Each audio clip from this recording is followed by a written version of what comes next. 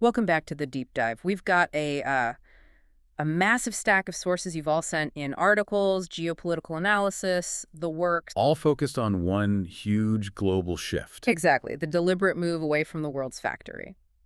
So our mission today is to unpack the quest to find the next China. And maybe more importantly, to analyze why the most obvious candidate, India, is, well, struggling. Right. Why is it failing to meet those global manufacturing demands, and where is the rest of the world being forced to turn instead? It's such a critical conversation because what we're seeing isn't just an economic pivot, it's a strategic realignment. So to understand where we're going, we have to look back a little bit at how China got here in the first place. We do. And China's rise wasn't some kind of natural evolution. It was a calculated, deliberate geopolitical creation. So you're saying the China model wasn't an accident, it was engineered by the West. Precisely. During the Cold War, you saw this massive influx of Western and Japanese investment. And the goal was political. Entirely. The idea was to pull China definitively away from the Soviet sphere of influence. And that outside pressure, combined with their state-led organization, created the model.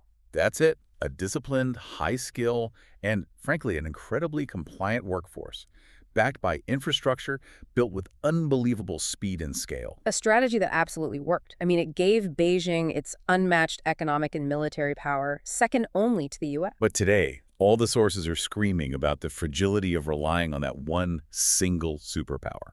Which brings us right back to our core question. If China's model was so successful, why isn't India, with its huge population, just stepping in? Well, when investors started looking for alternatives, India was the headline choice. Purely on demographics, it makes sense. But the reality is different. The reality is that the hurdles are structural and cultural.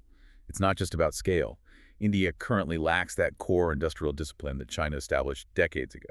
And we see this problem in the most painful way possible in, the high-end manufacturing sector.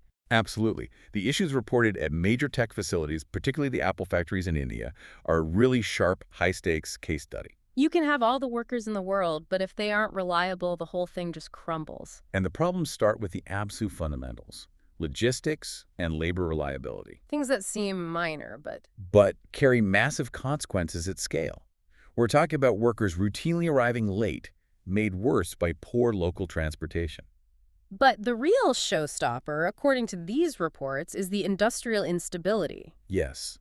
Frequent labor unrest. Sometimes it even escalates to violent protests for pay rises. Yeah. That creates immediate supply chain disruption. And when you're running a high-precision, high-volume operation like Apple, predictability is everything. Every single day a line is stopped is a massive quantifiable cost.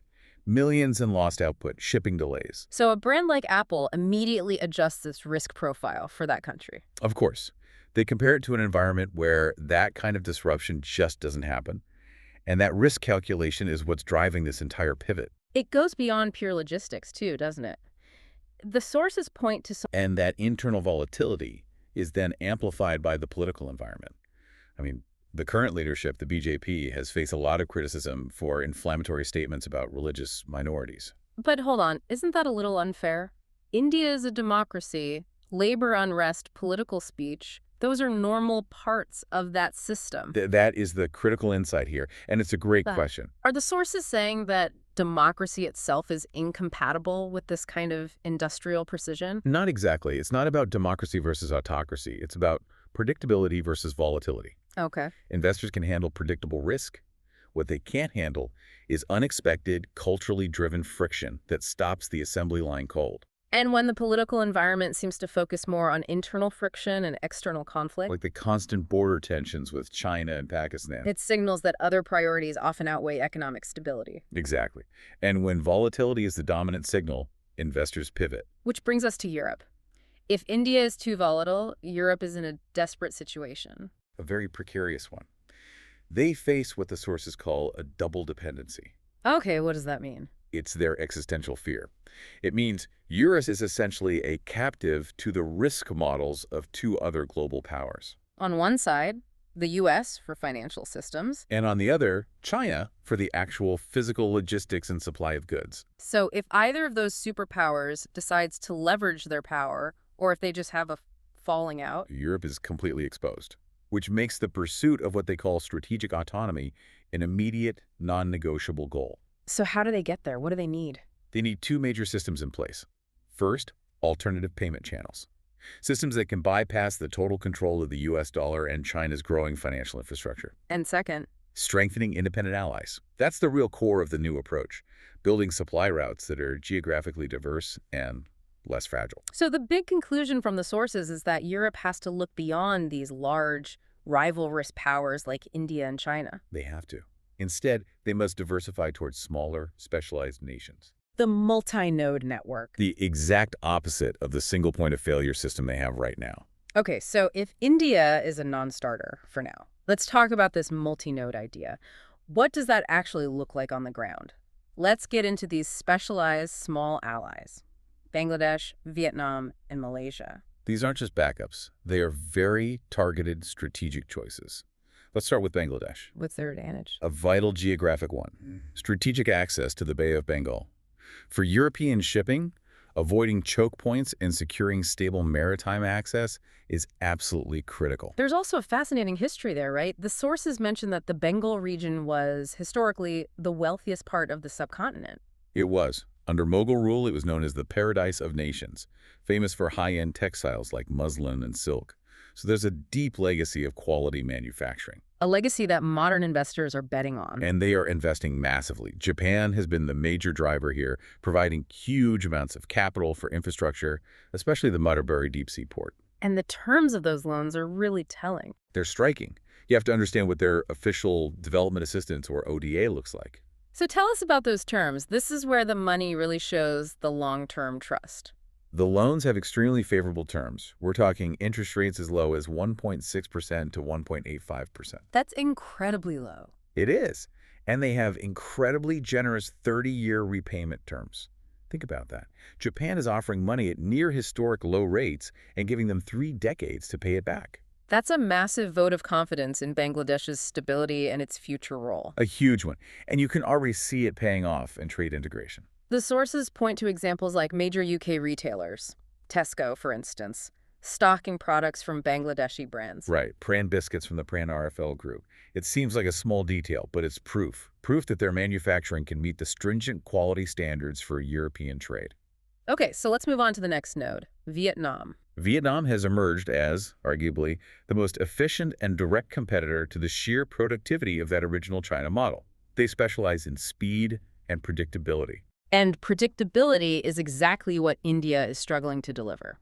It's an intentional effort. Vietnam has poured resources into modernizing its ports, Right. which translates directly into faster shipping times to Europe and the U.S. So they're just more competitive on logistics. Far more. They're outpacing the operational friction we see in India. But speed isn't everything. You need legal clarity, too. How important is their integration into the European framework? Oh, it's absolutely crucial. The EU-Vietnam Free Trade Agreement, the EVFTA, is the bedrock of this whole relationship. It's more than just reducing tariffs. So much more. It guarantees specific legal and regulatory frameworks. That standardization reduces friction and provides predictability for European companies. It's a protection for their investment. Something that's much less established with a massive, non-integrated state like India. Exactly. And then there's the workforce itself. Do they have that same discipline we saw in the early China model? They do, and it's by design. Vietnam have made heavy state-led investments in technical and vocational training. They are systematically creating a disciplined labor pool for specific manufacturing needs. So they're mirroring the productivity of the Chinese system, but without the geopolitical risk. That's the strategy. Which brings us to our third key node, Malaysia. This moves us up the value chain into high tech. Way up. Malaysia is described as a stable haven. It successfully avoids the social friction and logistical chaos we were just discussing through extreme specialization. Malaysia is a global leader in the semiconductor industry.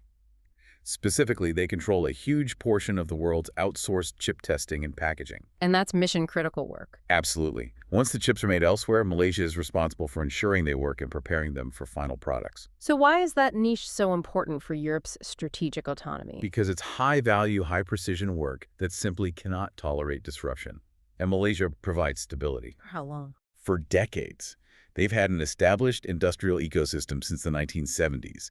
That long-term continuity makes it a predictable haven for high-value European investment, Especially in things like automotive and defense electronics. fields that cannot risk the kind of operational disruption you see elsewhere in South Asia. It really sounds like they are consciously building an ecosystem just to protect these delicate, high-value supply chains. That's the strategic takeaway. And we should briefly mention Nepal. Right. A smaller, landlocked, emerging node. It's not going to be a major manufacturing hub. Its role is about providing regional connectivity and a reliable labor pool. It's a way to strategically bypass the volatility of the Indian political landscape when needed. An insurance policy. A very useful one. So when you put it all together, what does it all mean? The goal here is so much bigger than just moving a few factories around. It is. It's strategic autonomy for Europe. They're securing their vital supply routes by building these strong, specialized, legally integrated ties with small allies who prioritize predictability over just sheer scale. It's a complete paradigm shift in how they manage risk. Totally. By moving away from over-reliance on a single powerhouse, they achieve tremendous risk mitigation. If one country, say Bangladesh, faces a crisis. The whole global supply chain doesn't collapse. Exactly.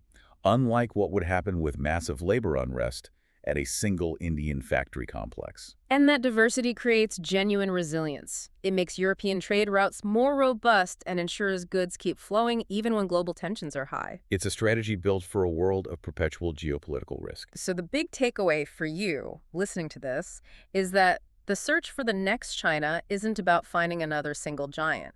That model is now seen as obsolete, as dangerously fragile. This sophisticated strategy is about recognizing the limits of relying on any single superpower. And the ultimate final thought to consider as you digest this deep dive is this.